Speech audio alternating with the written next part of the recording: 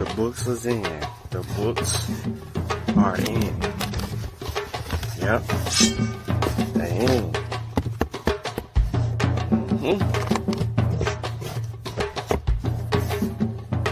They here.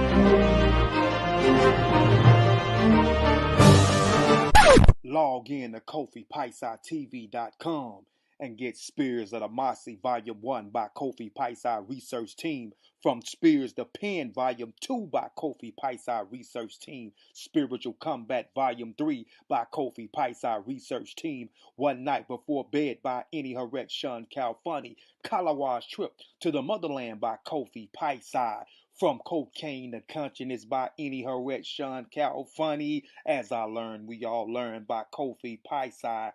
Also, if you want fresh merch, go to our online store, Family Connect Apparel, and get all the brands. Also, get our 54 deck of quiz and educational cards available now on KofiPaisaTV.com.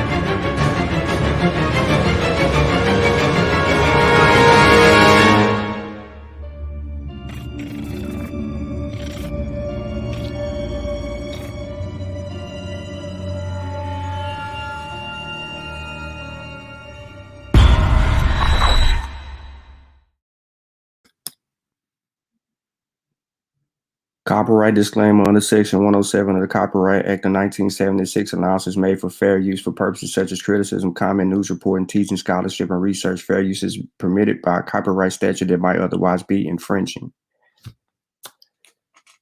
ETM Hotep, Rennie Sean, welcome and peace. My name is Sean. I'd like to thank everybody for tuning into this morning's episode of Science with Sean. I know it's impromptu, but I decided to go ahead and get it in and get this out of the way. Please like the show, share the show, tell a friend. This is an important episode. I'm gonna briefly go through the aftermath of long COVID and the effects of natural infection. Before I get started, I do want to say peace to everybody that's in the current chat. What up, Chef? What up, Tarika Zane from West Africa? What's good? Miss Blackwell, how you doing? And peace to everyone who will review the stream after the episode. There's a lot of things that have been talked about in the media, the Israel study, all kind of disinformation and misinformation that has been parroted around and regurgitated by other people. But many people are not talking about the one topic that's the most prominent in this discussion. What happens, or what are the effects of COVID with people who have been naturally infected, right? What are the long-term effects? People talk about, well, what are the long-term effects of a vaccine? Like, who's spending 50 years trying to go back and figure that out? What are the long-term effects of the disease on your body? Like, we have time to ask all these other questions, but we don't have a conversation about the effects of the disease on your body. So today, I'm gonna get directly into it as people come in. If they're late, hey, they catch the replay, but it is what it is. I don't have that much time, so I'm gonna try to get it in before I got to really do my work and all that. So I'm going to try to ride this thing out. But I do appreciate everybody tuning in. What up, Thurman? What's good? Please like the show, share the show, and we're going to get it in. So, again, I'm going to replay the disclaimer again because I'm about to use a video from ESPN. And then we're going to really go. I'm going in. I'm going in. I ain't got time to argue with nobody, so we're going to get it in. What up, DeMar? What's good? All right, so I'm going to share my screen. What up, Mark? What's good? Let's share my screen, and we're going to get right into it. And we're going to have this conversation about long haulers and things of that nature. So I don't know if many of you remember last year, I talked about a player from Clemson University. This gentleman right here on the edge, you can see my mouse, number 39, played the last few seasons, but he ended up catching COVID. And he could never bounce back. So he retired from playing football ever again. We're talking about a primetime athlete, 4 or 5-star athlete, with nice eating regimen, workout habits, consistently staying in shape, exercising, doing everything. But he had a bout with COVID. He was losing that bout, but then he ended up bouncing back. So, let's see what long COVID does. Let's see what long COVID does to an athletic young kid. And then we're going to come back and discuss some other things about the disease and what it does. Wrestled out. Justin Foster got there first. He's tough, physical, conscientious. Watch Foster start outside, come inside. Power rusher, straight power rusher. Loves to go through the tackle, go through people. He's one of the most respected guys on this team. Burrow is pressured. Cannot escape. Justin Foster. In spring 2020, the Clemson Tigers set out to reclaim the national title they had just lost. Defensive end Justin Foster was getting ready to finish his college career and show he was ready for the NFL. And then COVID-19 changed everything. Clemson Athletics announced Friday 28 individuals have tested positive for COVID-19. When I got the text message from the training staff saying that I had tested positive, I was very surprised because I wasn't having many symptoms. He had seen teammates test positive and return with no issues. When his quarantine ended and he took the field, something wasn't right. As the days went on, I couldn't finish the workout. I couldn't finish running. And then it got to the point where, when the trainers did check my breathing and check my heart rate, they were like, okay, we need to cut it out. I just remember him coming to me and he kind of was broken down. He said, Coach, I can't do it. The entire team had no idea what was happening. Am I going to be next? Why did he react like that to COVID? And if I get COVID, am I going to react the same way? Clearly, something was wrong, but numerous doctors couldn't figure out why. It's like, am I crazy? Is something like going on with me mentally that I just can't push through this? He's one of those guys that if he comes and tells you there's something going on, you better believe it. There was something going on. Like 30% of COVID patients, Foster had become a long hauler, someone who still had symptoms more than 4 weeks after being infected. It can really destroy lives. COVID does not discriminate. It doesn't care if you're a prime athlete like Justin or a couch potato. It can hit you hard. And we don't know what the long-term consequences are. When did it start to occur to you that you might have to just put your career on pause for a while? I would say middle of the season. I just told Coach Sweeney I don't feel that I'll be able to step back on the field or maybe even another year down the road. And I say, I just don't feel that my body is going to allow me to do that. On February 24th this year, 8 months after being diagnosed with COVID, Foster announced he was walking away from the game. I don't want to get my hopes up and keep hoping and hoping and hoping that I'm going to be back to normal. A few weeks later, we checked in again. Since we last spoke, what have you been up to? When I got the vaccine, I actually started to feel better. I'm not wheezing anymore through like daily activity. Just finished working out at the YMCA in Bowling Springs, North Carolina. I feel like I'm getting better. I'm just gonna keep pushing through. Foster was among the roughly 40% of long haulers who improved after getting vaccinated. He was also being treated at Duke University Hospital's post-COVID clinic.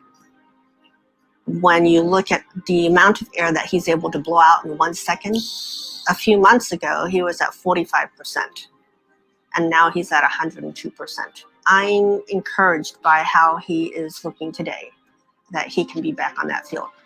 I guess it's just kind of like turning the corner and I'm starting to feel a lot better. I actually did get a call from Coach Sweeney as soon as I stepped out of Duke. That was a sign or something. On May 5th, Foster announced he was returning to football. He still struggles with long hauler symptoms, and he realizes he might always. But for now, being back on the field is enough. It's almost like it's not real. I mean, most of the time you get one shot, one chance, and once it's done, it's done. I was just grateful that I'm able to step back out there and my health is getting better and I'll be able to compete.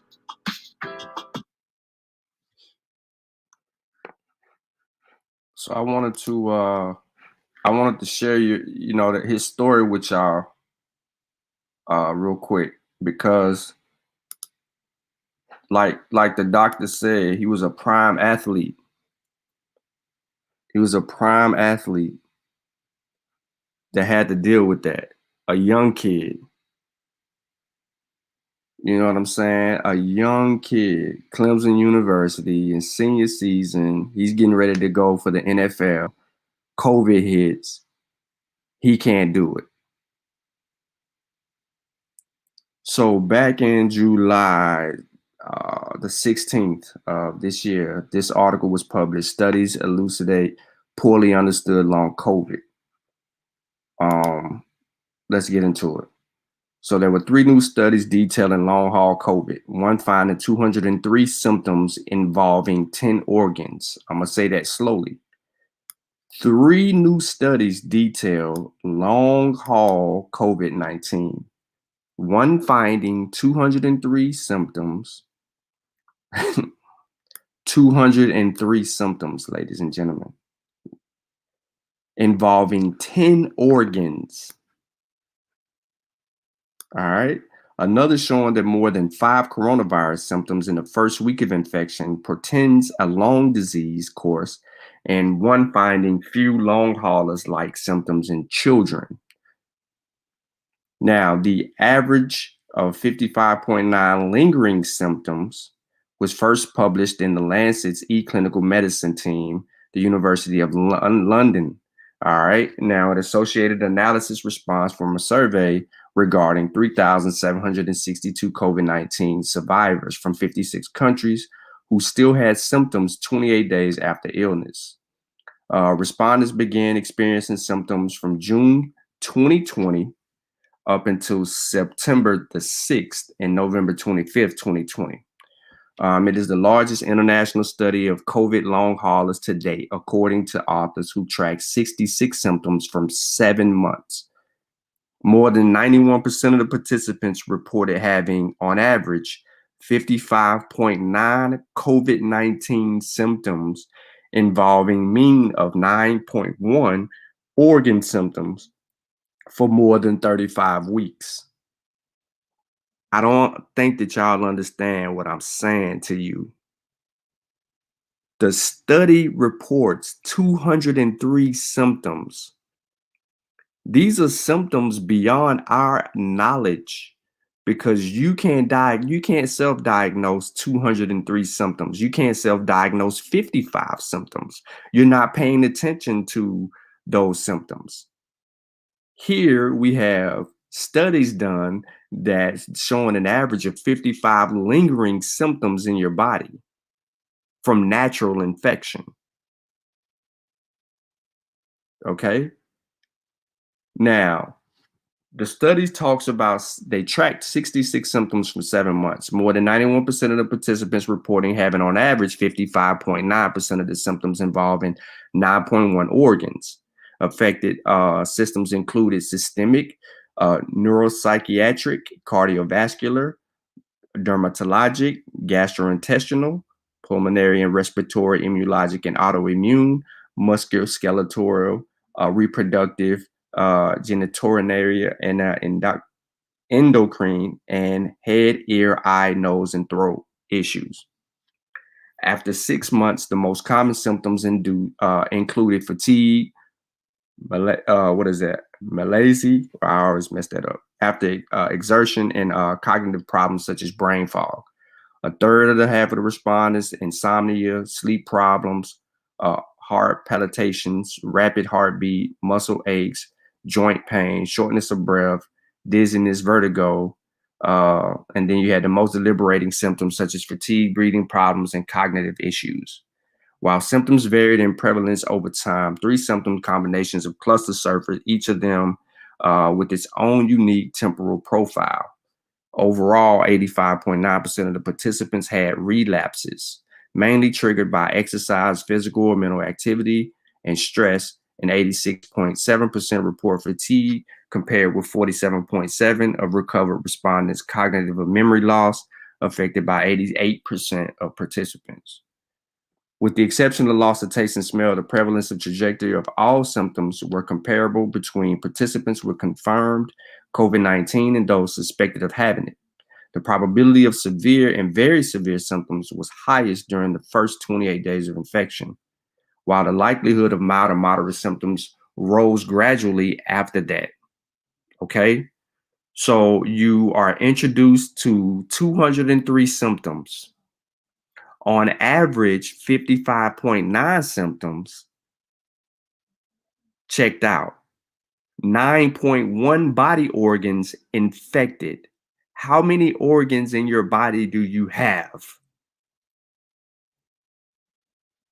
This is from natural infection. This is not, oh, I got a vaccine and all of this happened. No, this is from natural infection. This is COVID introduced to your body for the first time. A novel virus introduces itself to your body, and 28 days later, you are still experiencing symptoms. Can you fathom the amount of symptoms that people are going through if researchers, doctors have acknowledged 203 symptoms? All right.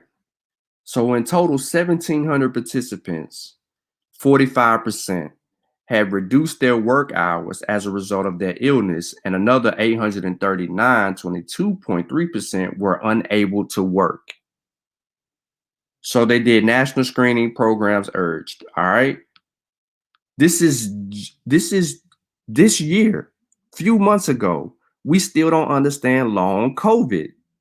This is what makes the video so important with the kid we just watched from Clemson, is because he was a world-class athlete. He caught COVID and he retired. And then his breathing, you heard the doctor from Duke. She said his breathing was at 42 or 45%. He got his breathing back up over 100. On down the road. He even got vaccinated later on. But he had troubles. He couldn't play the game. Now, I'm not going to bore us with this particular study, but I do want to let you know that there are still saying more initial symptoms and longer illnesses. Okay. Now, they're in the second study because we just talked about one. So I'm just going to get through the other studies to let you know where we are. Okay. This was published in the Royal Society of Medicine in the second study, okay, which is out of the UK. It says the most common symptoms were fatigue, shortness of breath, muscle joint pain, headache, altered smell and taste, chest pain, cough, diarrhea. Other symptoms include cognitive dysfunction, memory loss, sleep disorders, and anxiety. One of the two symptom clusters consisted of fatigue, headache, and upper respiratory issues, and the others were made up of multi-system symptoms of fever and gastroenterologic problems. Now, people with long COVID-19 reported lower quality of life, mental illness, and employment problems. These individuals may require multidisciplinary care involving the long-term monitoring of symptoms. To identify potential complications in physical rehabilitation, mental health, and social service support, resilience healthcare systems are needed to ensure efficient and effective responses to future health challenges. All right, conditions need more attention in the study. This comes out of the SAGE, which was a press release. I'm not going to read the press release. Of course, y'all already know I got all the sources in the description of the video. Now, it's uncommon in kids and teens, but in the third study, which published in JAMA, out of the University of Zurich, researchers compared symptoms compatible with the long haul COVID of 1,300 children and teens attending 55 randomly selected Swiss schools had undergone serologic COVID-19 testing no more than 6 months before. They conducted out of the serological testing and analyzed online questionnaire responses that the median age was of these children was 11 years old. 54% were girls. Parents reported their children's symptoms in October 2020 last year, 4 weeks, and rather the symptoms lingered longer than 12 weeks. Of 109 children who had coronavirus antibodies but were never hospitalized, 4% experienced one or more lasting symptoms for 12 weeks. 2% children without antibodies. The most common symptoms lasted 12 weeks in seropositive children were tiredness, concentration problems. They needed more sleep. Comparable proportions of seropositive and seronegative participants said they were in excellent and good health. The study found a low prevalence of symptoms compatible with long COVID in randomly selected cohort children assessed 6 months after serological testing. They added that although some children developed long COVID, few prevalent estimates in scientific literature range from 0 to 27%. Initial SARS-CoV-2 infection severity different. Methodological approaches, so they need more data to deal with what they need to deal with out of the children. All right, so that's one case. So now we have 3 studies elucidated poorly understood long COVID. This was published July 16th. We're going to move forward to August 3rd. So supporting long-haul COVID-19 survivors who still struggle with symptoms months after leaving the hospital. All right. I'm not going to bore you to death. I just want to give you a couple of points here from this article. Okay. This is James Court Taylor. Excuse me. He spent the week of Christmas feeling increasingly ill, but determined to tough it out at home. After he grew so weak that he was unable to stand, his daughter insisted he go to the emergency room. So this dude had no idea what was going on with him. The hospital staff sent Taylor directly to the intensive care. The doctor gave him a 20% chance of survival. Even as his conditions further deteriorated, his family refused to give up hope. This is crazy because watch what happened right here. He's 74. He managed to defy those dismal odds. Okay, leaving LGH after 3 weeks of ventilation. So he was on a ventilator for 3 weeks. His family wouldn't take him out. But even today, 7 months after his ordeal began, the school bus driver, father of 4, grandfather of 8, continues to struggle with lingering symptoms of COVID-19. It's been a long haul, Taylor said in the ongoing recovery. I just barely, by the skin of my teeth, survived. It is remarkable that I recovered at all. The man had a 20% chance of survival. Okay. While many, even most patients recover from COVID-19 lasting effects, for others, the recovery process can be more prolonged and complex. It says the patient experienced emotional, cognitive symptoms which significantly impact the overall quality of life. Excuse me. Now, a doctor at the Penn Medicine Lancaster General Hospital, this is what he said, that more than 10% of the patients suffer from continuing symptoms 6 months or more after COVID-19 infection. I want to stop right there for a minute because this is data that they have from people who decided to go back to the doctor or decided to realize that they're having issues. Imagine the amount of hard-headed people out there who think they're a little slight cough or their breathing issues or these mild headaches or their memory loss or all these other issues, all these other symptoms. They ignore those symptoms and never go back to the doctor. There's tons of people out there. Seriously. Tons. All right. Now, it says, given the novelty of COVID-19, we're still learning about the possible long-term effects. Our COVID-19 recovery program, multidisciplinary rehabilitation care to address these symptoms so patients can once again function as active members in their communities. I'm going to stop right here because this is just talking about some other things. And then he goes in and talk about how blessed he is, especially with his experience and everything that he's been through. All right. So let's move on. VCU launches long-haul COVID-19 study with the help of twins. As you can see here, we have two twins. This was published on the 27th, not too long ago. All right. So let's see what they're talking about. VCU, of course, you should know, Virginia Commonwealth. They launched a study impacting the COVID-19 in twins to determine why some people experience symptoms much longer than others. The Twin 360 project began this week will help researchers understand genetic and environmental factors of why some people experience lasting symptoms of contracting COVID-19. Whether or not they had a serious case of COVID-19, many patients are continuing to experience symptoms like shortness of breath, chest pain, fatigue, loss of taste and smell, well after they're infected with the virus. All right. And it says the estimates vary as to how many people experience long COVID. There was an article published in July 2020 found 87% of patients hospitalized with COVID-19 reported one or more lasting symptoms 60 days after returning home. Another study showed that 1/3 of the patients who were not hospitalized had lingering effects 30 to 45 days after diagnosis. Twins add a different lens through which you can view the impact of long COVID. They'll help us unravel the genetic and environmental factors that play a role. For example, she said, if there are identical twins with COVID-19 and one has a more extreme response to it than the other, it might be an environmental factor. This could also be the case for developing long COVID. The team is recruiting hundreds of pairs of twins involved in this study so that they can do more digging on it. So when the results come out on this, hopefully we'll get the results in the coming months. We can understand the genetic side of it and the environmental side of the actual study. I wanted to introduce that to y'all just to let you know what they're working on, what the science is. So we're back to vaccine/long haul COVID.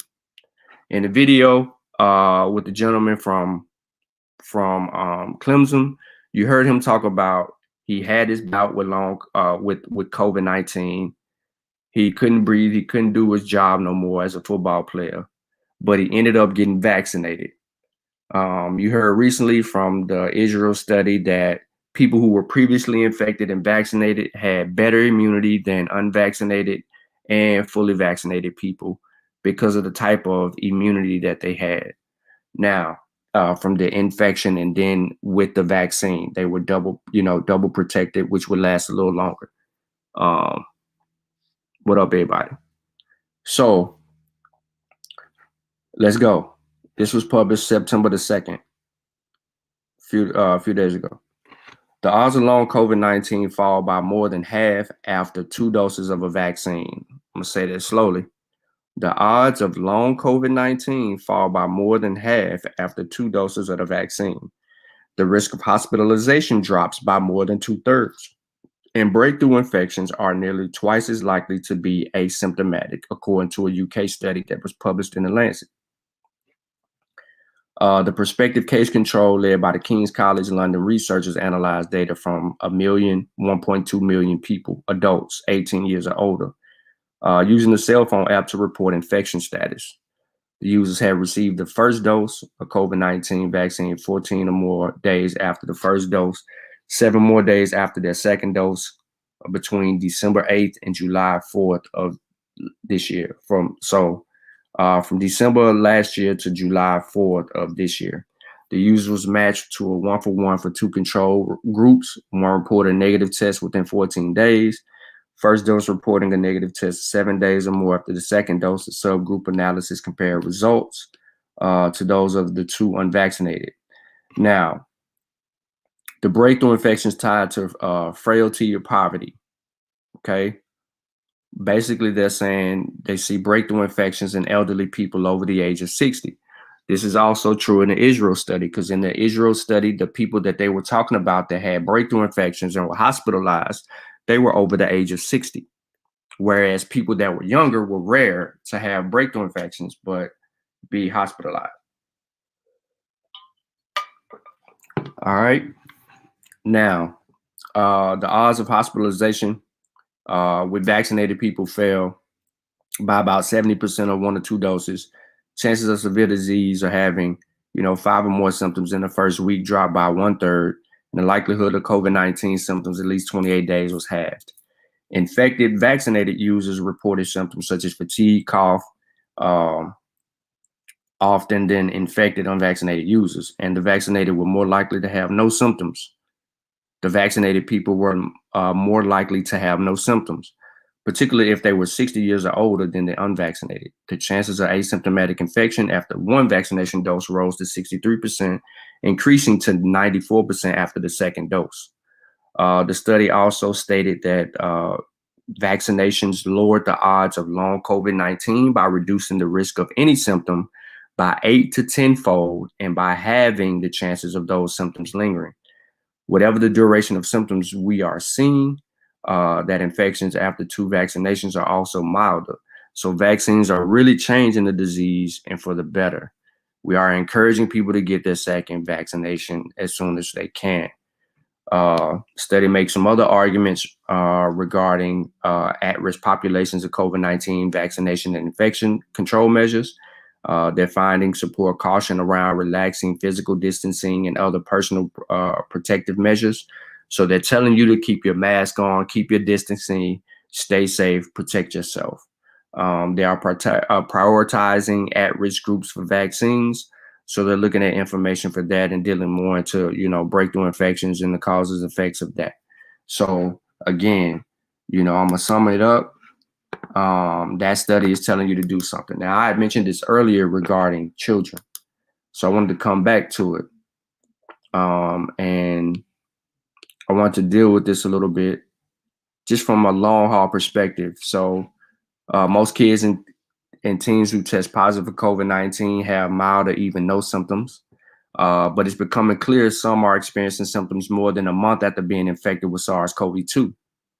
All right. Now, who gets long haul COVID? No one knows exactly how many people who've had COVID-19 end up being long haulers. A study suggests that as many as 52% of teens and young adults between 16 and 30 may experience lingering symptoms 6 months after COVID. In the UK, Office of National Statistics report that nearly 13% of the children between the ages of 2 and 11, 14% of the children over 12 to 16% experience symptoms 5 weeks after. Now, what we do know is that long haul COVID can happen even in people who had mild or no symptoms of COVID. Now, the symptoms they experience during the acute infection may not go away, even long after the infection is gone. Sometimes long haul COVID symptoms start after a person is feeling better, or even they were asymptomatic, didn't have COVID-19 symptoms. They may experience them weeks later. Any of these symptoms can be new and different, or they may be the same as the ones that children and teens have during COVID-19 infection. Then they list the infections. All right. So how long is it? There's no specific length for children. How long does it last? They still don't know. What causes it? Researchers are trying to figure it out. How's it treated? And they don't have anything for treatment. Depends on the symptoms. Similar conditions, long haul COVID-19 may be similar to overlap with those other than the conditions. What about multi-symptom inflammatory syndrome, or MIS-C? Yeah, we heard about it. Serious condition that may be related to COVID-19. However, doctors don't know for sure yet what caused it, Miss C. They just know that many kids who have had it either had COVID-19 or were around someone else who did. All right. But it's rare. When to seek help, you always want to make sure you're conversing with your pediatrician. And that's in regard to your children, ladies and gentlemen. So here's another one. All is dealing with long haul. All is dealing with long haul. You know, loss of taste and smell. My friend got a loss of taste and smell, but he had it before he got the vaccine because he was infected.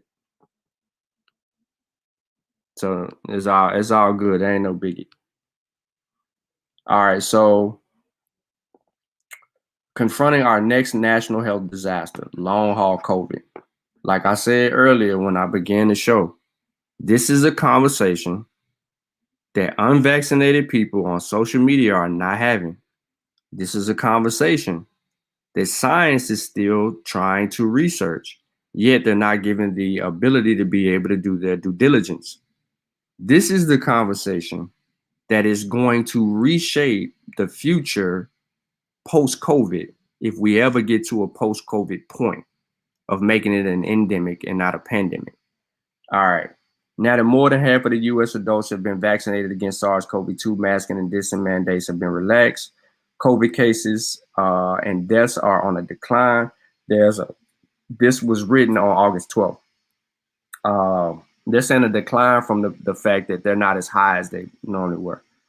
All right, and everybody's trying to essentially get back to normalcy. Now, though most Americans may be able to do so, restoration of normal does not apply to 10 to 30% of the people who still experience debilitating symptoms months after having COVID. Unfortunately, current numbers and trends indicate that long haul COVID or long COVID is our next public health disaster in the making. What form will the disaster take and what can we do about it? To understand the landscape, we start with charting the scale and scope of the problem and then apply it and lessons from past failures in approaching post-infection chronic disease syndrome. All right. CDC reports an estimated more than 114 million Americans have been infected with COVID-19 through March 2020. Factoring in new infections, unvaccinated people, we can conservatively expect more than 15 million cases of long COVID resulting from this pandemic. 15 million cases of long COVID is expected, and that's being conservative. All right. Now, what this means, although data still emerging, the average age of patients with long COVID is around 40, which means the majority are in their prime working years. Given these demographics, long COVID is likely to cast a long shadow on healthcare systems' economic recovery. The cohort of patients with long COVID will face difficulty and torturous experience in our multi-specialty organ-focused healthcare system. Remember, long COVID is dealing with 10 organs, 203 symptoms.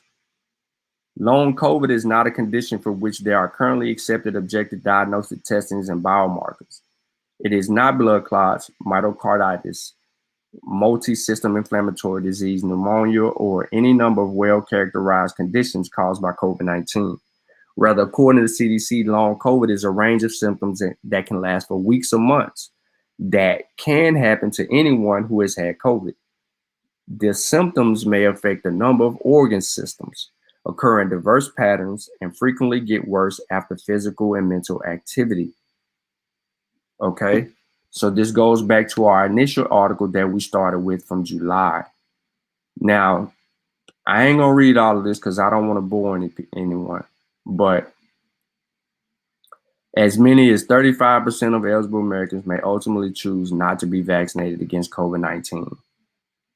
That's going to put a strain on the potential of millions more catching long COVID and then having issues.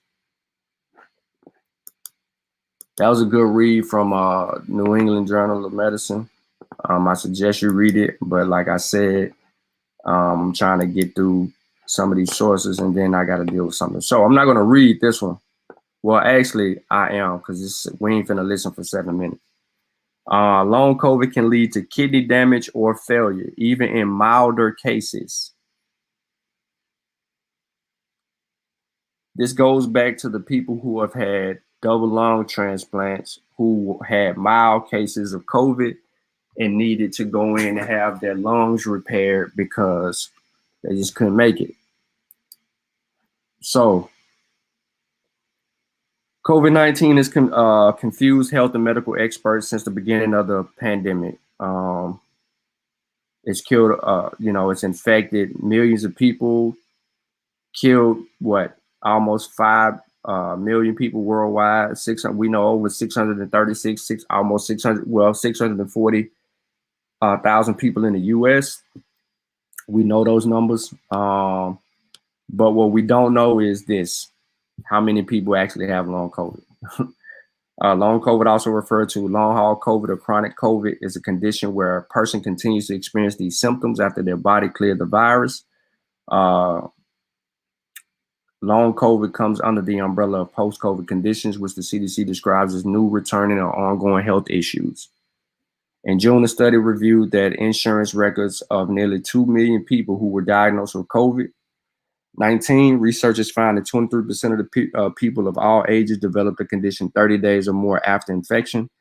In the study, 19% of the people who were asymptomatic COVID infections developed the condition, as well as 27.5% of the people who had symptoms but were hospitalized, and half of those patients were hospitalized with COVID-19. The most common post-COVID conditions found in the study were pain, breathing problems, high cholesterol, high blood pressure, fatigue, malaise. Another study by Washington concluded that, well, I'm not going to say concluded, but stated that even people with mild or moderate cases of coronavirus were subjected to kidney damage and disease for long-term COVID. The study was published in the Journal of American Society of Nephrology, and they looked at medical records, regarding the Department of Veteran Affairs. It found patients who had COVID-19 weren't hospitalized, but had a 15% increased risk of suffering a major kidney event, such as chronic kidney. 30% were more likely to have acute kidney, more than twice as likely to develop end-stage kidney as people who didn't have COVID-19. So you are naturally infected. Your risk of these kidney issues is now prevalent. Remember, last year I told you that the COVID attacks the heart, the lungs, the kidney, the intestinals. We already know the respiratory, but also your blood, your feet, your tongue, your brain, your eyes. Of course, when I say your brain, we're going to go ahead and include nose and taste. Your toes, your fingers, your skin, because you can get those rashes, COVID rashes. But internally, we don't know if you're asymptomatic, what type of damage is really causing the body because you're asymptomatic or you had mild symptoms. This is the problem that we're having with people. We say, oh yeah, I can just get naturally infected and I'm gonna be cool. I'm gonna have better immunity than you are with the vaccine. We told you so. Look at the Israel study. That's not really what the Israel study is proposing, but this is what cherry pickers are using to try to say we don't need the vaccine. Okay, I totally understand. But there are repercussions with natural infection that has not been spoken about. We're dealing with that. This entire conversation that I'm having right now is regarding the effects of natural infection on the body, whether your symptoms are asymptomatic, mild, moderate, or severe. As many as 9 in 10 adults with chronic kidney disease don't know they got it. That's according to the CDC. If kidneys can't do their job and remove waste from our bodies, dialysis or kidney transplants are needed as treatment. In order to catch kidney dysfunction early, healthcare providers should monitor its patients who've had COVID, according to the study. People who were more hospitalized for COVID-19 or needed ICU care are at highest risk. The key word highest. So it doesn't demean other people. It just said highest. But the risk is not zero for those who had milder cases. In fact, it's significant. And we need to remember that we don't yet know the health implication of long haulers in the coming years.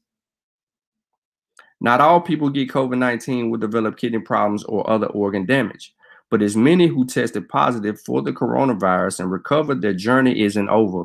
So you think because you tested positive, you got naturally infected, that your journey is over. It's not.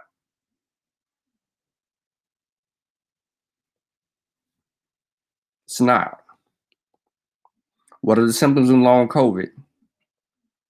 You know, I'm not going to keep repeating the symptoms, but, you know, we know what they are. More severe symptoms of long COVID include damage to other organs, including your brain, heart, and are they saying everything that I've been saying for over a year? Blood clots, blood vessels. Come on, yo. Like this is prevalent here. How common is long COVID? How long does it last? They don't know. Look, because COVID-19 is so new, the lasting effects of coronavirus are still being researched. Svar says she's seen studies that suggest up to 40% of all people with COVID have had persistent symptoms, or as few as 10%, but the actual numbers likely vary depending on the population who is in the study. Said 23% of the people developed long COVID in the study that they had.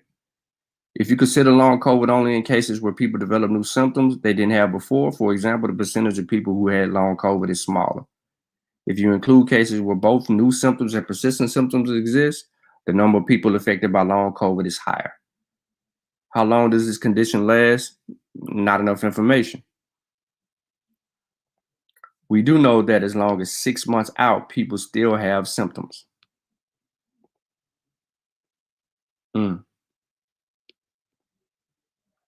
If I have long COVID, does that mean I'm still contagious? No. Is your body cleared the virus? You test negative, COVID-19 won't spread it.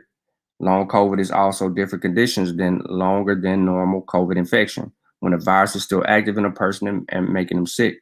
However, note it's possible to get COVID-19 more than once, and testing negative doesn't mean you'll never test positive again. So for all of you naturally infected people, testing negative doesn't mean you won't test positive again. And guess what? When you're infected with a disease, it spreads. The disease spreads. If your immune system is not trained to fight the disease, it will spread. If you're reinfected and it spreads to other areas of your body, it is going to cause new symptoms. Remember, there was a total of 203 symptoms calculated. 10 organs attacked in the process of the spread of disease. These are the things that we know. Can long COVID be treated? Man, they're just doing standard healthcare stuff. They're telling you everything that you would do in order to keep your immune system strong. Sadar says practicing standard healthy behaviors like eating nutritious foods, getting rest, avoiding substances like tobacco can reduce the severity of COVID-19. But given that even people who had mild cases can be long haulers, there isn't a real answer right now. They ain't got one. The real answer that they have is this. One thing that might help a long COVID case is getting the vaccine. She says there have been recorded cases of people improving after getting vaccinated, and that the vaccine might be changing people's immune response and interfering with long COVID symptoms. She says this mechanism is not clear. What is clear is the importance of vaccines. I think we would be an important message. Vaccinating serves two purposes. One, of course, you want to get it before you have COVID, so it protects you from it. But even in the people who have had the infection anecdotally, It seems the vaccination helps with the symptoms of long COVID. And there you have it. So again, for the people who came in late, I'm gonna play this video one more time for the people that came in late. And I want y'all to pay attention to this video. Look at that brother. Clemson University.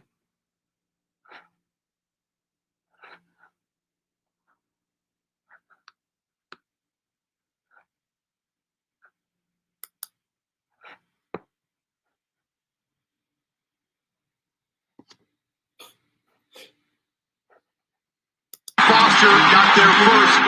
He's tough, physical, conscientious. Watch Foster start outside, come inside. Power rusher, straight power rusher. Loves to go through the tackle, go through people. He's one of the most respected guys on this team. Burrow is pressured. Cannot escape. Justin Foster. In spring 2020, the Clemson Tigers set out to reclaim the national title they had just lost. Defensive end Justin Foster was getting ready to finish his college career and show he was ready for the NFL. And then COVID-19 changed everything. Clemson Athletics announced Friday 28 individuals have tested positive for COVID-19. When I got the text message from the training staff saying that I had tested positive, I was very surprised because I wasn't having many symptoms. He had seen teammates test positive and return with no issues. When his quarantine ended and he took the field, something wasn't right. As the days went on, I couldn't finish the workout. I couldn't finish running. And then it got to the point where, you know, when the trainers did check my breathing, check my heart rate, they were like, okay, we need to cut it out. I just remember him coming to me and he kind of was broken down. He said, Coach, I can't do it. The entire team had no idea what was happening. Am I going to be next? Why did he react like that to COVID? And if I get COVID, am I going to react the same way? Clearly, something was wrong, but numerous doctors couldn't figure out why. It's like, am I crazy? Is something like going on with me mentally that I just can't push through this? You know, he's one of those guys that if he comes and tells you there's something going on, you better believe it. There was something going on. Like 30% of COVID patients, Foster had become a long hauler, someone who still had symptoms more than 4 weeks after being infected. It can really destroy lives. COVID does not discriminate. It doesn't care if you're a prime athlete like Justin or a couch potato. It can hit you hard. And we don't know what the long-term consequences are. When did it start to occur to you that you might have to just put your career on pause for a while? I would say middle of the season. I just told Coach Sweeney I don't feel that I'll be able to step back on the field or maybe even another year down the road. And I say, you know, I just don't feel that my body is going to allow me to do that. On February 24th this year, 8 months after being diagnosed with COVID, Foster announced he was walking away from the game. I don't want to get my hopes up and keep hoping and hoping and hoping that I'm going to be back to normal. A few weeks later, we checked in again.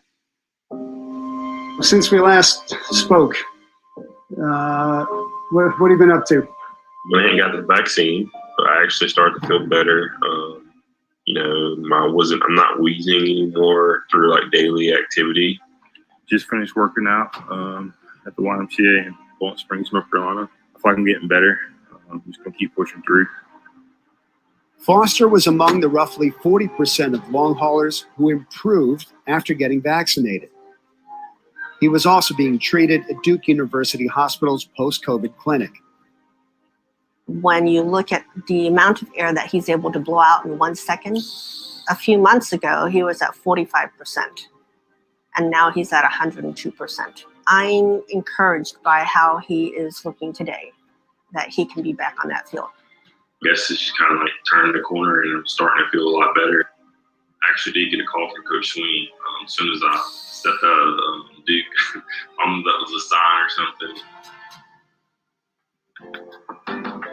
On May 5th, Foster announced he was returning to football. He still struggles with long hauler symptoms, and he realizes he might always. But for now, being back on the field is enough. It's almost like it's not real. I mean, most of the time you get one shot, one chance, and once it's done, it's done. I was just grateful that I'm able to step back out there and my health is getting better and I'll be able to compete.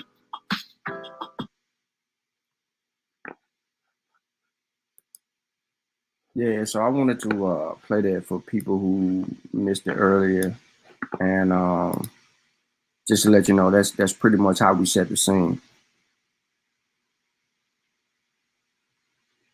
All my stuff gonna be in the description, bro. Yeah, so that's pretty much it, man. That's all I got for y'all today, man. Hopefully y'all can learn something. Maybe this starts a conversation, but understanding long COVID is a struggle. One that many people have not had a conversation about. There's been so much noise regarding vaccines and getting vaccinated and things of that nature, or not getting vaccinated, or, you know, calling it junk, poison, not understanding the ingredients, saying that it's killing people when it isn't. You know, all of these different circumstances, like all these things are transpiring, and nobody is really dealing with long haulers. They've been ignored. We knew about long haulers last year, yet people were still inclined to not even pay attention to long haulers. You know what I'm saying? So that was an issue and continues to be an issue. And there's nothing that we actually can do about it. Before I actually close, I will spend the next few minutes. Let me put this in the description first. I want to go over a couple of things real quick, real brief with y'all live, and then you know, I'm gonna leave it at that. But first, let me load up the description of this video with these two sources, because, you know, people are talking about Moo and all these other things, and they want to have data on that. Well, we don't have enough data on Moo. But what we do have, we try to, you know, well, I'll try to get to people to help them understand it. I'm not the expert, but I'm going to take you to where they are. So the state of affairs of September 6th from our local epidemiologist, or our local, yeah, here's what she talks. She's talking about Delta peaking and going through variations, and the acceleration pace and the length of COVID surges. So she says we have 6 states with the decreasing cases. The South fire is slowly but surely fizzling out. Florida, Mississippi, Louisiana, Missouri, and Arkansas have decreasing 14-day averages, if reporting is accurate. Unfortunately, the national average is now being offset by mid-Atlantic hotspot South Carolina, and is now the leading center of COVID-19 cases, followed by my state, Tennessee, and Kentucky. So it's like the wave, the shift has went from right here, Arkansas, Louisiana, Mississippi, Alabama, Florida, Georgia, to South Carolina, Tennessee, Kentucky. This is a South thing now. These are Republican states that continues to be the trigger. They've also seen Maine, West Virginia, South Dakota have fastest growing rates as well. All right. And I'm not going to too much harp on this, but this is in the link. It says we're averaging 102,000 hospitalizations per day. Florida continues to be the highest. Tennessee is up there too, because they're running out of beds and stuff. Yep. 102,000 hospitalizations a day. How many of these 102,000 hospitalizations do you think that are related to vaccinated or unvaccinated people?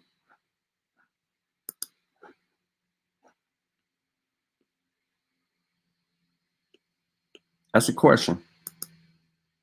I'm asking y'all in the chat. How many of this total 102,000 do y'all believe that are in vaccinated or unvaccinated people? If that's what we're averaging today, how many do you think that are in a vaccinated or unvaccinated group?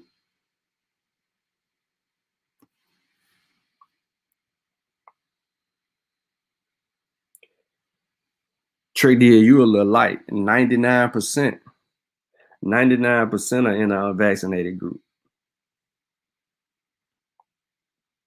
It says we're averaging 1,544 deaths per day, which is 99% preventable at this point.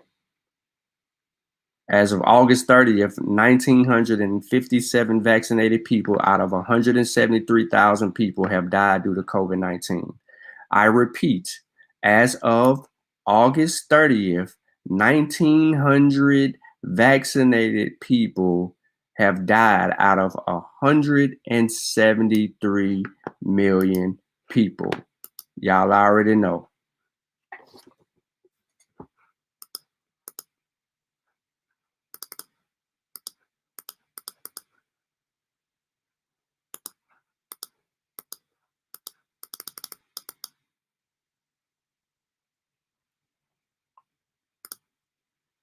Oh,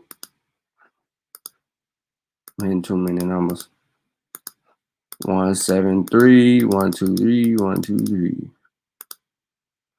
There's your death rate among the vaccinated people. There's your death rate among the vaccinated people. Here you go. 0.00000000000. So less than 2,000 deaths out of 173 people, 73 million people who vaccinated. So out of 640,000 deaths, 2,000 of those deaths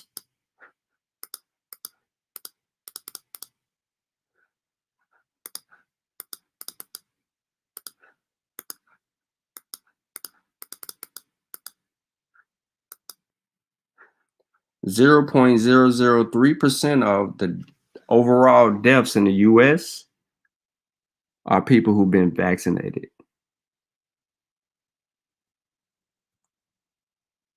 We ain't even at a 0.5%. We ain't even at a 0.25%. We ain't even at a 1/3%. We ain't at none of that. We ain't even at a 1/10.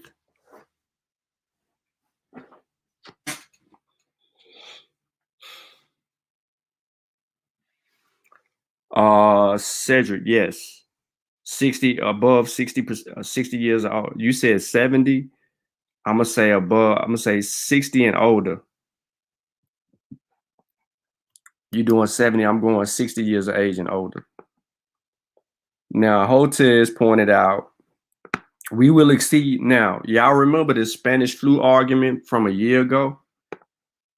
Dr. Peter Hotez says, we will exceed the number of deaths from 1918 to 1920 Spanish flu by the end of September. We're now routinely exceeding 1,500 COVID deaths. We got a vaccine. The Spanish flu, they didn't even have a vaccine. They didn't have a healthcare. They didn't even have like mask mandates, government shutdowns, things of that nature, because it was too slow to roll out during the Spanish flu. The Spanish flu ravaged America, but we are about to exceed the Spanish flu numbers. And I told everybody a year ago, I said, this is worse than the Spanish flu. People kept saying, nah, ain't enough people dying. I'm like, we still in the pandemic. We not even out of the pandemic. And we got a vaccine. At this rate, at this point in time, 1,500 people dying a day is preventable.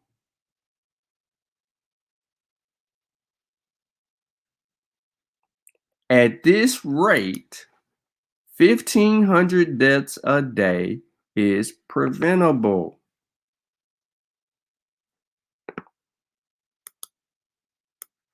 This is my Facebook post right here. I ain't even hit enter yet. I'm letting y'all watching this stream know that this is my Facebook post. This part right here, all of this, minus Peter Hotez.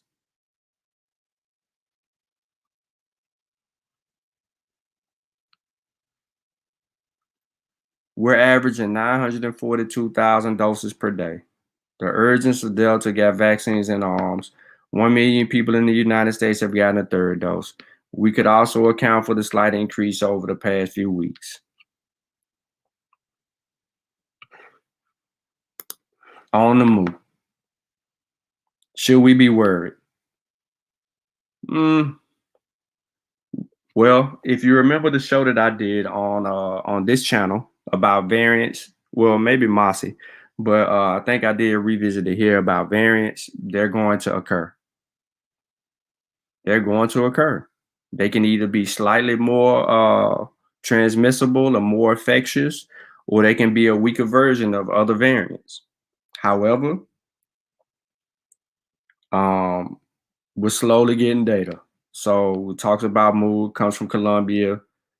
You know, they've been tracking it, looking at it. You know, there are 17 mutations on Mu with 6 mutations on the spike. There's considerable interest in this variant because WHO stated it has constellations and mutations that indicate potential properties of immune escape. In other words, there are a number of changes on the virus in which our treatments and vaccines may not recognize and thus not work.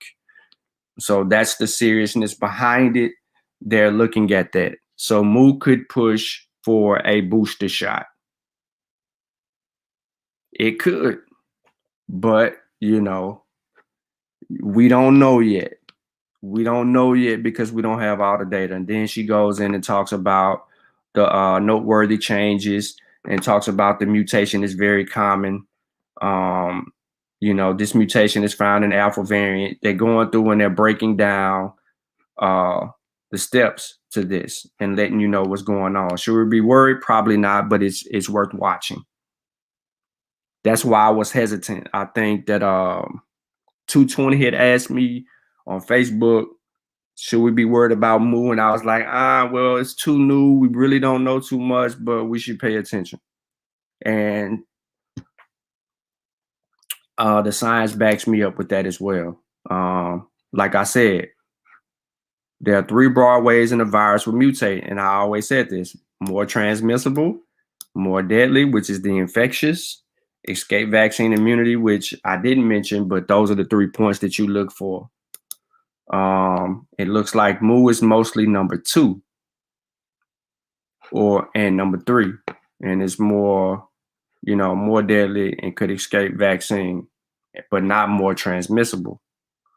So it doesn't look to be more transmissible than Delta because Delta is holding strong and isn't being pushed away. In fact, the global prevalence of Mu is decreasing, which is a good sign. It's a great sign. So from cases of indication. New mutation shouldn't be a surprise though. And they go on to talk about that.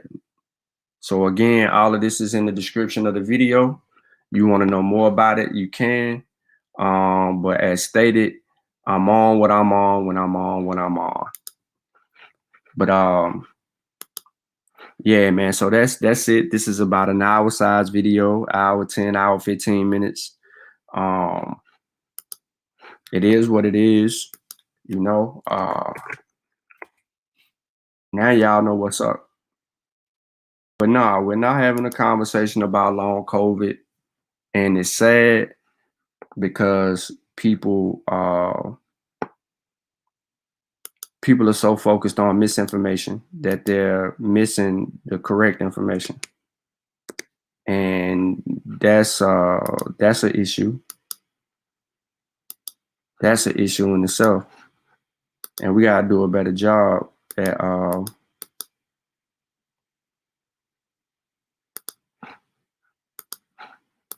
not arguing with crazy people.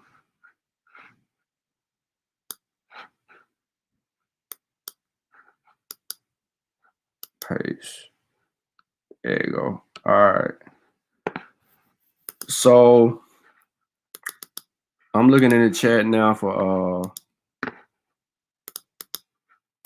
Questions, comments, concerns.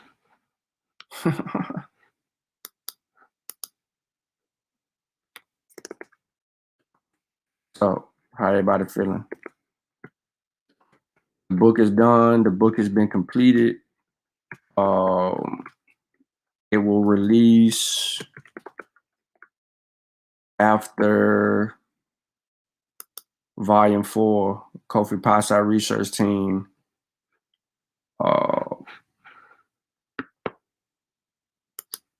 Come out. After Spillmasters come out, then you will see with SARS-CoV-2 come out. Or I might hold it, but it's done. It's put together. As soon as I got what I needed from Kofi, I had already had the book finished. He didn't believe it, but I sent it back to him as soon as he sent me the edited forward. And that's how you do it. I had organized the book the way it already needed to be written, and then I kicked it back to him. It's about 221 pages. There's probably about 30 something, maybe a little bit more than that, about 30 to let's just say about 40, 50 pages of sources. The book's going to walk you through, so you're going to see some methodology in the book, a lot of methodology in the book. The longer chapters, because there's some chapters in here that are pretty long. Those chapters they're long for a reason, because I'm trying to make sure that the points stick, but it also gives you a vision to actually slow down. Like, okay, I need to slow down right here. But the biggest chapter involves the pseudoscientific information that has been floating around social media. Not all, but some.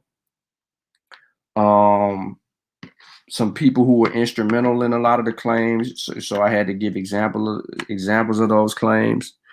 And I also, the last couple of chapters, which is bonus material, which was pretty easy to read, was, breakthrough infections and the origins of SARS-CoV-2. There was some extra stuff that I wanted to add, but the longer that I sit on the book and then not get out, the more that I'm going to continue to keep writing or adding to it. So I don't want to deal with all that.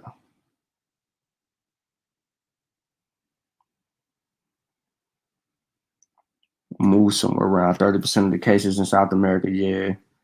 Originally, the P1, which they just renamed it, was that's the South American stuff.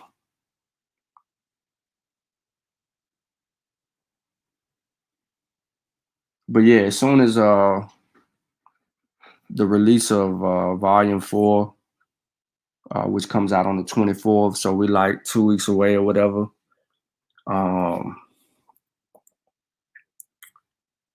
The cover, we got to make sure that the cover's readjusted to fit the page count. And it'll be out. It'll be ready. Pre-orders will be prevalent. Well, not yet, but as soon as he get done doing what I need to get done on the cover, I can go ahead and get the author's copy ordered. And when I get the author's copy ordered, I can review the book, look for any small or revealing errors, and then go from there. And then hopefully by the end of October, my other book can drop. I don't know how long it's going to take to edit that. So I think the whole month of October, I don't know. It could be the end of October or early November when that book dropped, which is the coming of Islam in the land of the blacks, or the coming of Islam in Balad El Sudan. So once that happens, that takes shape, then it should be what it is, and we be ready. But I look forward to that.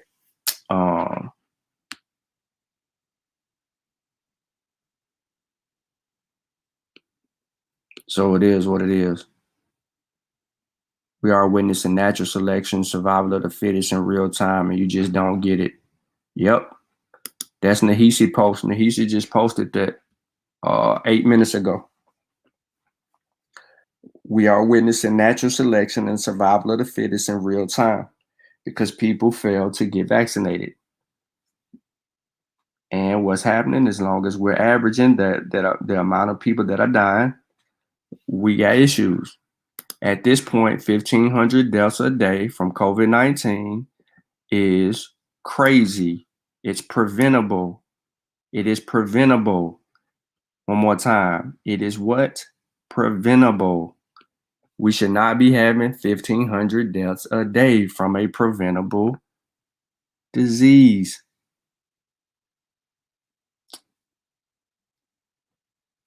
And out of that 15, look, there's only 2,000 deaths in vaccinated people. But we're averaging 1,500 deaths a day.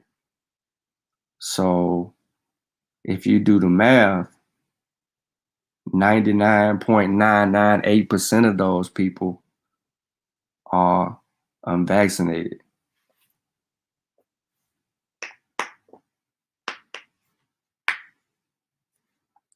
We're tripping right now to go through that. The U.S. population is 330 million people.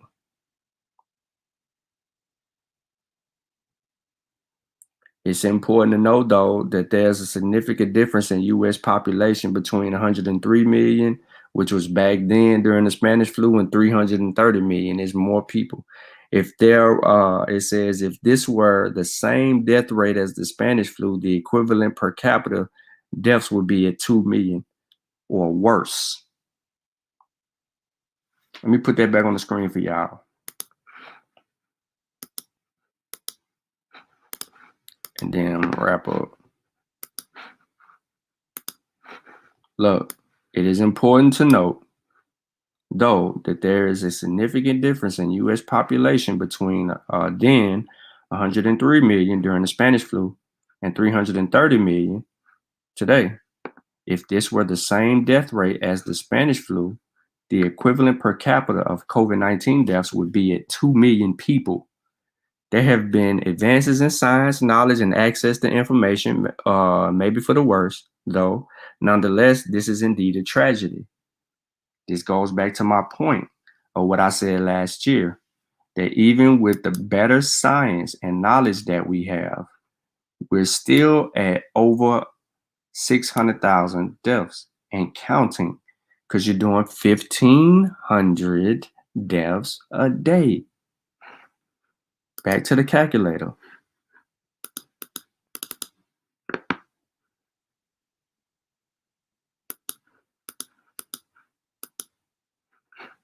That's 46,320 deaths a month from a preventable disease. That means that if we just vaccinated more people, we reduce the overall deaths. But yeah, man, 98 or 99% of the people are recovering. So what we need to do that for? So now you're talking recovery rate. Okay, so let's deal with recovery rate. When you deal with recovery rate, you got to deal with how many people was infected and how many people recovered, how many people developed long COVID, how many people ended up being completely healthy. The numbers is going to be staggering because long COVID is going to be your issue, and you're going to see a high percentage of people who actually really had long COVID.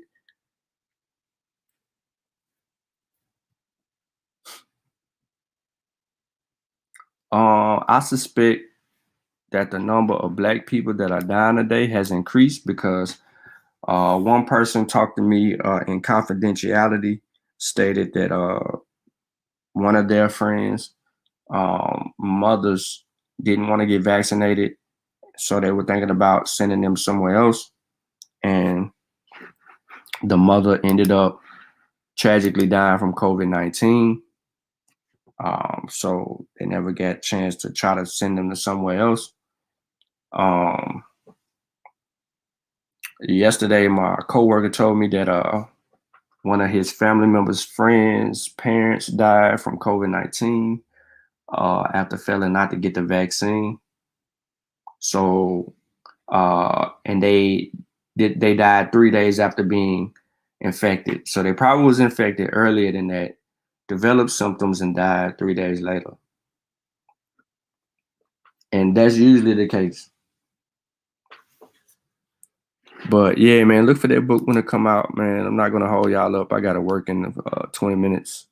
On that note, I'm gonna say Shimon Hotel. Appreciate everybody for tuning in, and make sure y'all go get Spill Masters when they drop on the 24th.